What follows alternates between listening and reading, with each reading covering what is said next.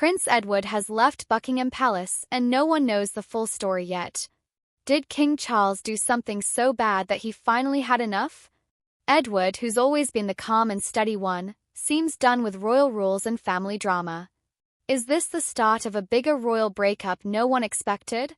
Join us to find out what Edward's move really means and why it could shake up the monarchy. Quiet but bold, here's the thing about Edward, he's always been different. Born in 1964, he grew up in the same fancy royal bubble as his siblings, but let's be real, he's nothing like them. Charles, the future king, has always been about duty, tradition, and preparing for the throne. Andrew, on the other hand, has made headlines for reasons the royal family probably wishes everyone would forget. But Edward, his path has always been kind of unexpected. He's not the flashy, headline-grabbing type like some of his family members, but he's also not the perfect rule-following royal either. He's somewhere in between, a bit of an oddball in the royal lineup.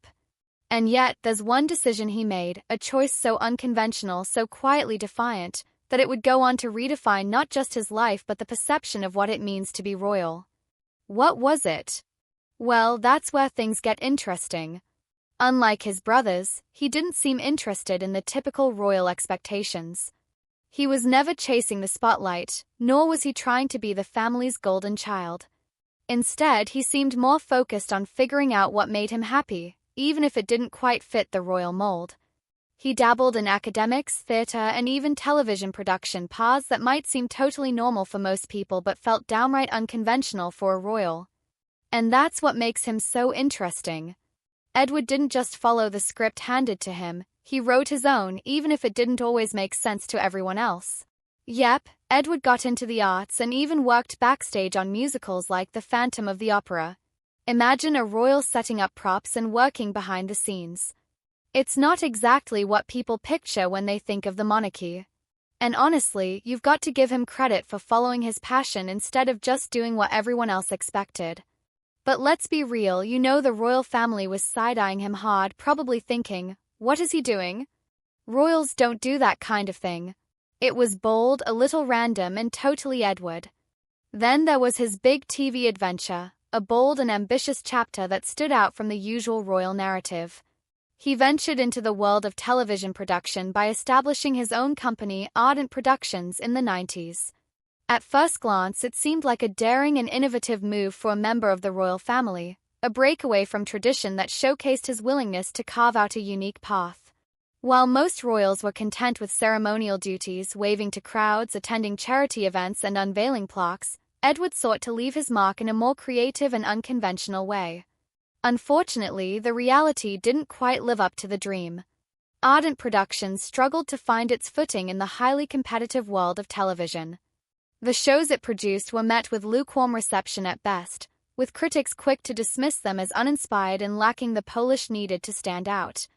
The media, always eager for a royal misstep, pounced on the company's failings, turning Edward's foray into a cautionary tale of overreach.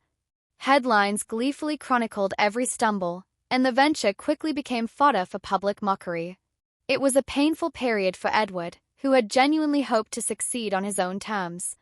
Watching his efforts falter under the weight of criticism and scrutiny must have been disheartening. Yet, there was something admirable in his willingness to take the risk in the first place. Most royals might have been content to stay within the comfortable confines of tradition, avoiding the kind of public scrutiny that comes with creative pursuits. But Edward's attempt, however flawed, was a testament to his desire to be more than just a ceremonial figure. In his 20s, he gave the military life a shot, but it didn't take long for him to realize it wasn't for him. After a few months of grueling Royal Marines training, he decided to walk away. Word has it that Prince Philip, his dad and a hardcore military man, was absolutely fuming. Imagine your super strict dad who's all about discipline and tradition finding out you quit. Yeah, not exactly a proud family moment. The press, of course, went into overdrive, calling him soft and saying he couldn't cut it. Harsh, definitely, but maybe they missed the bigger picture. Edward knew early on that the military life just wasn't for him, and instead of sticking it out to please everyone else, he made the tough call to leave. It was a bold move, one that showed he'd rather follow his gut than fit into a mold. That decision, as controversial as it was, pretty much set the tone for his life. He plays by his own rules, even if it means disappointing a few people or facing some backlash. And honestly, that's kind of admirable. Fast forward to now, and has kept a pretty low profile compared to the rest of the royal circus. He's done some good stuff like supporting his dad's Duke of Edinburgh's award and helping out with charity work. He's been married to Sophie, Countess of Wessex, for ages, and they seem like a solid couple. No scandals, no drama, just doing their thing. But here's the question, is that enough for him? Or is he ready to leave the royal grind behind for good? If Edward really is stepping back, maybe it's because he's tired of living in everyone else's shadow, or maybe he's looking at Harry and Meghan and thinking, hey, they got out and seem fine, why not me? Who knows? What we do know is he's always been about finding his own way, even if it's messy or doesn't make sense to anyone else. So if he's calling it quits, good for him, it's his life after all. And let's face it, royal life doesn't exactly look like a walk in the park. A quiet rebellion. Let's jump to the present and surprise, surprise, Prince Edward is back in the headlines. So here's the scoop. Buckingham Palace, the big fancy symbol of royal life, isn't his main hangout anymore. Yeah, he's packed his bags. Why? Well, nobody really knows for sure, but the rumor mill is working overtime. Some people think it's his quiet way of saying, hey, I'm not thrilled with how things are under King Charles III. Others think he's just tired of the drama and wants to chill out in peace at Bagshot Park, the countryside estate he shares with Sophie, the Duchess of Edinburgh. Now, Edward and Sophie, they're like the chill couple of the royal family. No scandals, no messy headlines, just steady vibes. While some royals seem to thrive on drama, looking at you, Harry and Meghan, Edward and Sophie keep things low-key. This move away from Buckingham Palace isn't some loud, dramatic exit with accusations flying everywhere. Nope, it's more of a quiet, we're just going to do our own thing now moment. But make no mistake, even without the drama, it's still a big deal. Royal watchers are losing their minds trying to figure out what this means. Here's the thing though, this isn't the first time a royal has bailed on palace life. Remember Harry and Meghan? Their exit was like a full-blown soap opera. Edward's move, it's more like a carefully planned soft launch into a new chapter. He's not flipping tables or dropping bombshell interviews. He's just quietly stepping away like a polite rebel. It's almost like he's saying, I'm going to do this my way, thanks very much. And then there's Bagshot Park. If Buckingham Palace is all about glitter, gold, and non-stop cameras, Bagshot Park is the total opposite. Tucked away in the peaceful countryside, it's where him and Sophie have built their little slice of normal, well, as normal as it gets when you're royal. It's not just a house, it's their sanctuary. They've put their focus on raising their kids and doing royal duties on their own terms. No fancy palace staff or endless royal events, just a quieter, simpler life. The move says a lot about who Edward and Sophie are. They're not about flashy headlines or breaking royal rules in the most dramatic way possible. They're about steady change, about finding a balance between duty and personal happiness. Sure, they're still royals, but maybe they're showing the world there's a different way to do it, a way that doesn't involve living under the palace spotlight 24/7. King Charles is on a mission, a big one, to slim down the monarchy. Think fewer royals, less spending, and a more modern, no-frills version of what it means to wear a crown. Could Edward's move be part of this master plan? Yeah, it's possible. Charles has been pretty clear about his vision for the monarchy. Fewer working royals and fewer people living off the royal dime. For someone like him who's always liked doing his own thing, this might not even be a bad deal. It's like saying, hey, go focus on your family and hobbies without Buckingham Palace breathing down your neck. But not everyone is clapping for Charles's big changes. The whole modern monarchy thing has got people talking. Critics are out here saying if you shrink the royal family too much, doesn't it lose some of its magic? Like, what's the point of a monarchy that isn't a little over the top? But then you've got the other side saying actually cutting back is smart. Who wants to fund a huge royal family in 2024? His low-key exit adds more fuel to this debate. It's like he's quietly walking the line between keeping old traditions alive and moving forward. Here's the thing, he isn't ditching his royal duties completely. Nope, he's just redefining what those duties look like.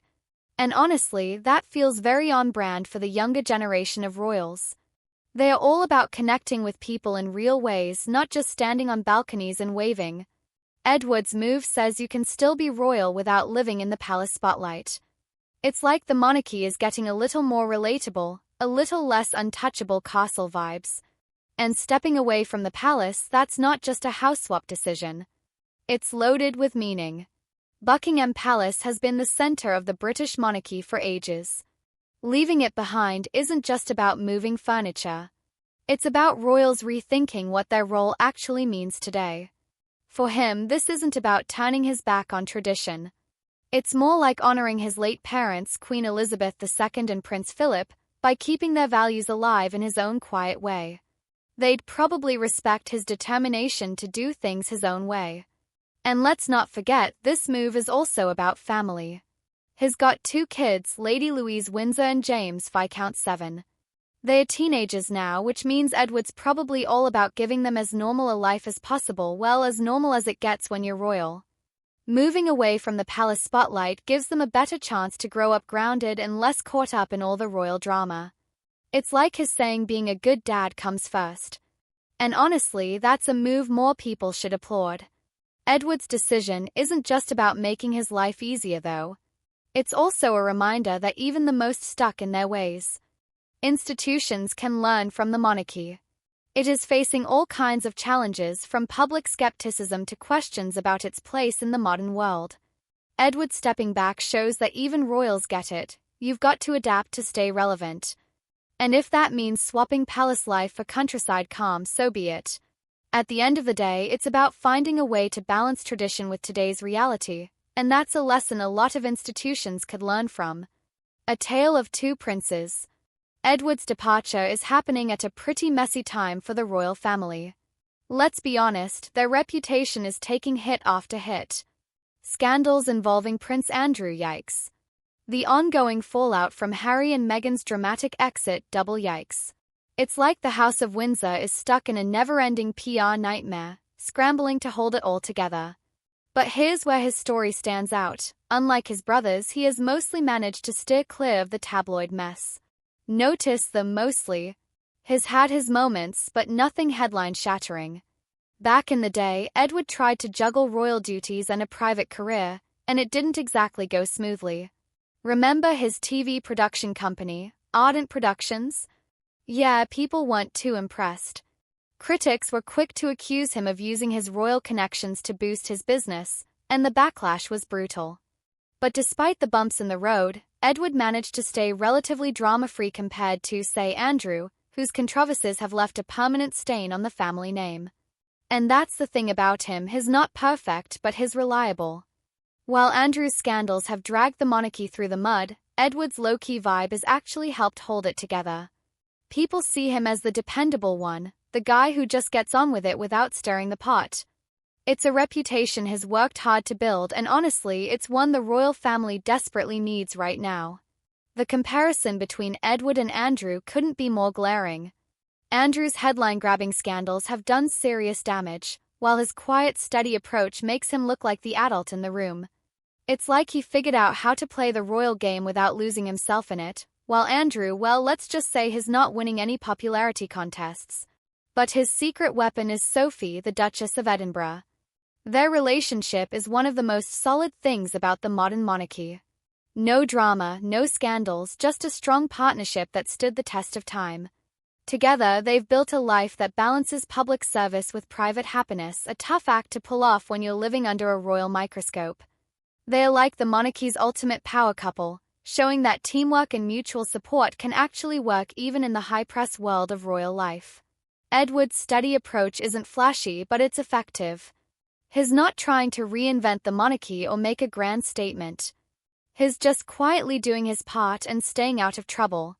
And in a time when the royal family is desperately trying to prove it still matters, that kind of stability might just be what saves them.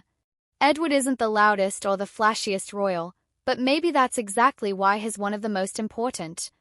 So what's next for him? Well, it looks like he's got a lot on his plate, and honestly, he's handling it like a pro. First off, he's all in on charity work, especially with the Duke of Edinburgh's award. This isn't just some side project for him, it's a big deal.